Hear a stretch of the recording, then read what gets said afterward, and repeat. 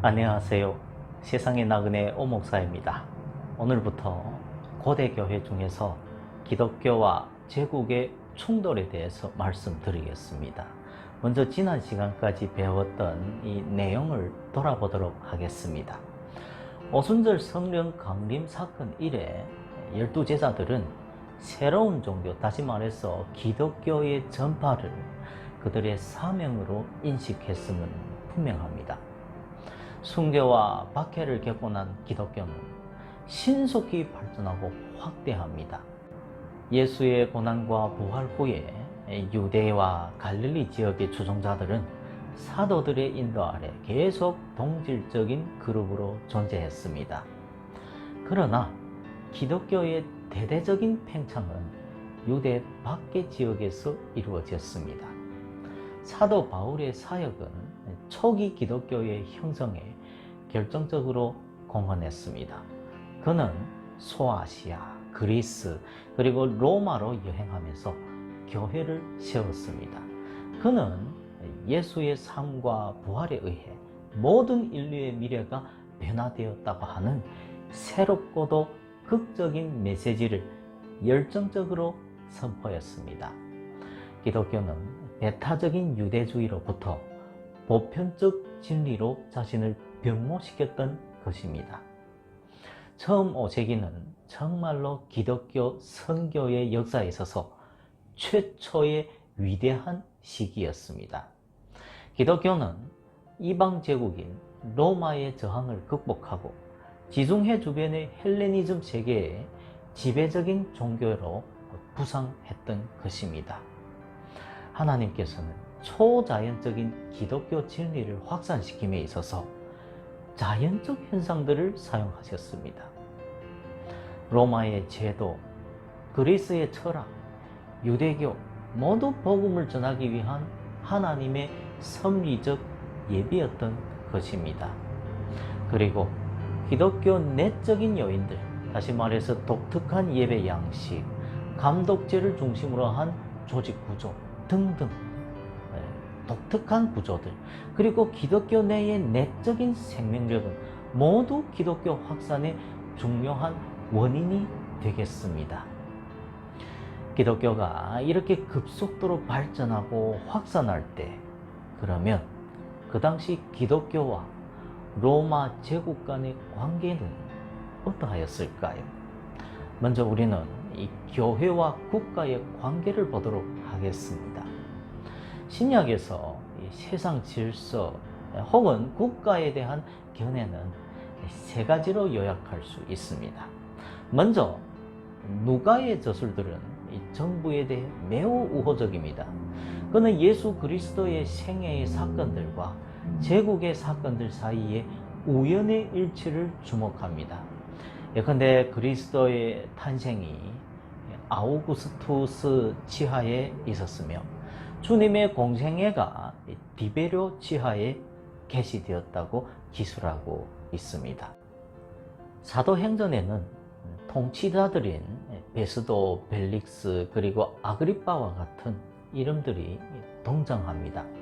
베드로, 바울의 순교 이전에 기록된 이 사도행전에서 로마 제국은 유대인들에 대해 기독교인들을 보호해주는 정부로 간주되고 있습니다.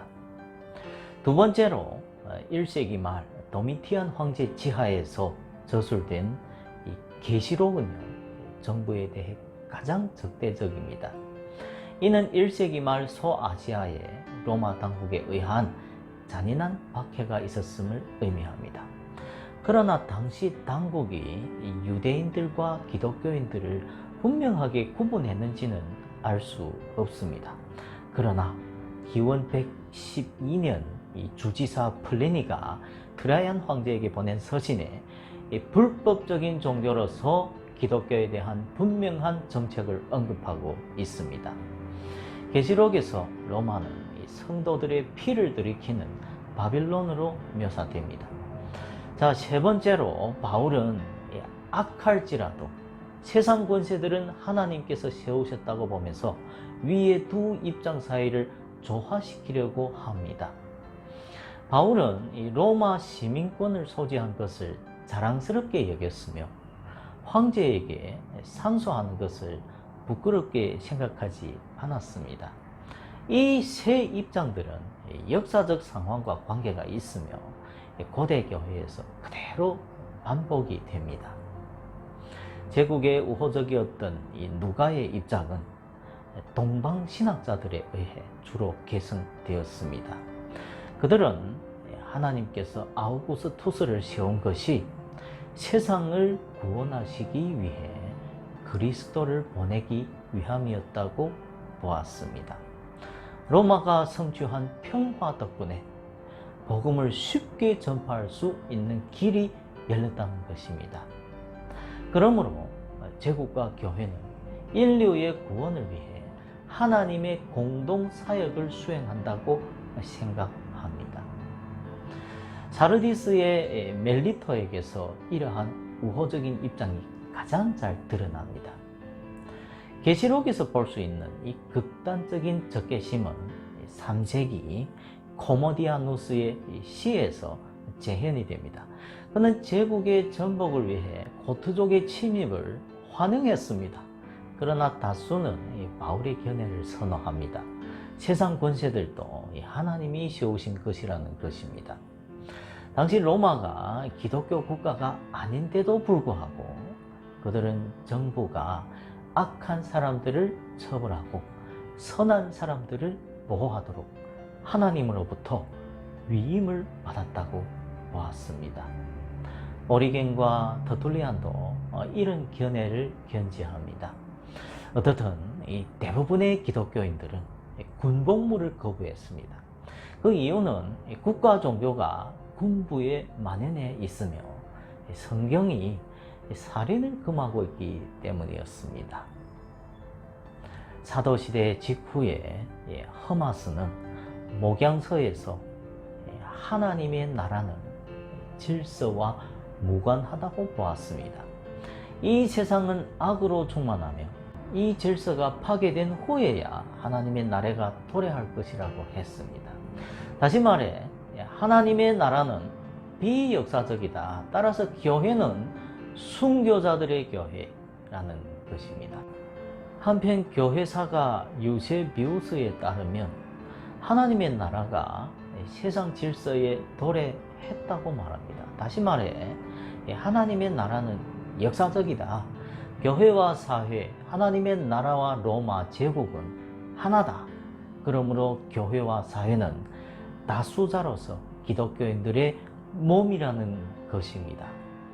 유세비우스는 기독교적 개념과 헬레니즘의 신적인 왕권의 개념을 결합시켜서 새로운 비잔틴 정치 이데올로기를 창안했던 것입니다. 어거스틴에게 있어서 하나님의 나라는 세상 질서와 공존하면서도 분리되어 있습니다.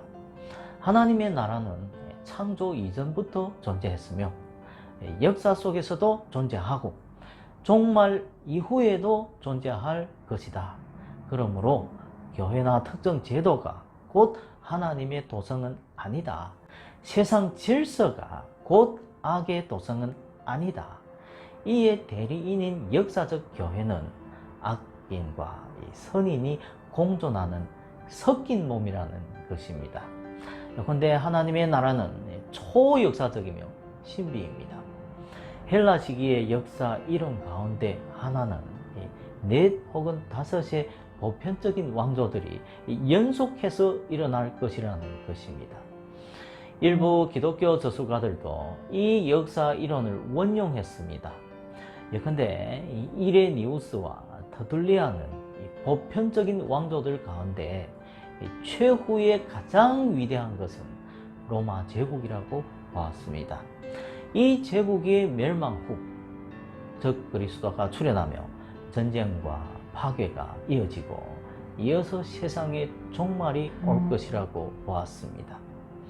따라서 이방인들에게나 기독교인들에게 기원 410년 로마가 야만인들에게 점령당한 사건은 엄청난 심리적인 충격을 주었습니다. 100년 전 유세비우스와 다른 기독교인들은 로마 제국의 보존은 세상의 보존에 필수적이며 콘스탄틴 황제와 그의 계승자들 아래서 기독교와 제국의 연합은 바람직한 것이라고 믿었습니다.